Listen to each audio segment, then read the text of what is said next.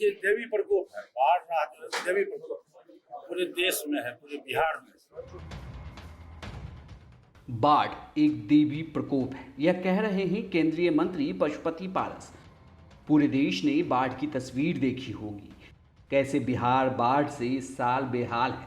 मंत्री, सांसद, नेता सब बाढ़ पीड़ितों की मदद के लिए रात दिन एक किए हुए हैं।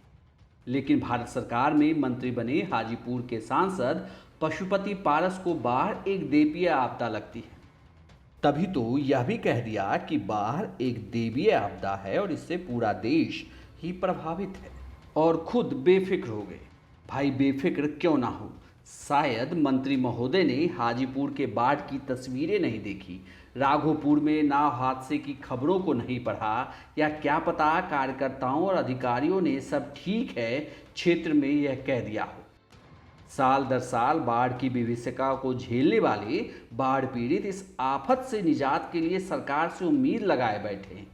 बिहार में बाढ़ से सबसे ज़्यादा प्रभावित इलाकों में से एक है वैशाली जिले में गंगा नदी से सटे राघोपुर, दियारा और महनार का इलाका। ये इलाके हाजीपुर संसदीय क्षेत्र में आते हैं और यहाँ से सांसद हैं पशुपति पारस। हाजीपुर का एक बड़ा इलाका आज भी बाढ़ के हालात से जूझ रहा है और हजारों लोग सरकार को भरोसे राहत कैंपों में रहने को मजबूर हैं। केंद्र में मंत्री बनने के बाद पशुपति पारस लंबे समय के बाद पहली बार हाजीपुर पहुंचे।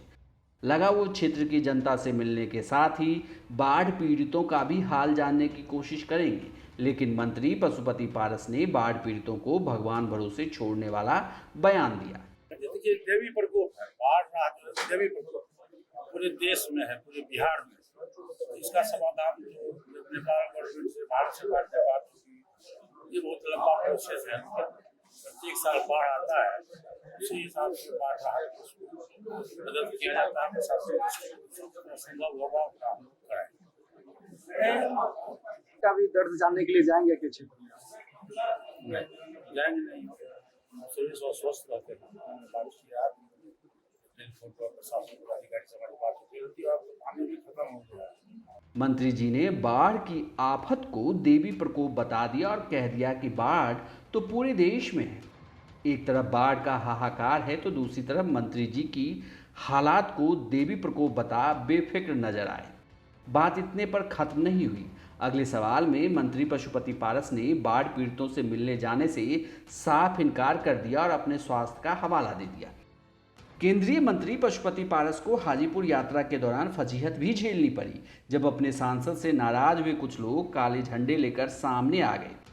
लोगों का यह आरोप था कि बाढ़ की इस त्रासदी में उनके नेता ने उनका हालचाल भी नहीं लिया। इस बयान के बाद आरजेडी के विधायक ने भी केंद्रीय मंत्री पशुपति पारस पर निशाना साधा। जो भी अभी केंद्रीय मंत्री बने हैं उनको स्वागत में करोड़ों करोड़ रुपए का फ्लैक्स लगाया जाता है। उनके स्वागत पर फूल माला, बैंड बाजा और लोगों को यहाँ तक कि पैसे दे करके और भाड़े पर बुलाया जा रहा है।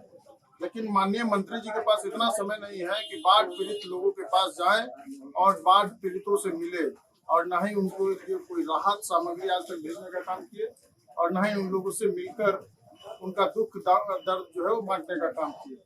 यही हाल है हाजीपुर के सांसद पशुपति पारस जी का, पिछले 2 साल से नजर नहीं आ रहे थे। चिराग गुट भी कहां इस बयान पर पशुपति पारस को छोड़ने वाला था। अजय कुशवाहा ने कहा कि यह बयान लोकतंत्र के लिए उचित नहीं है।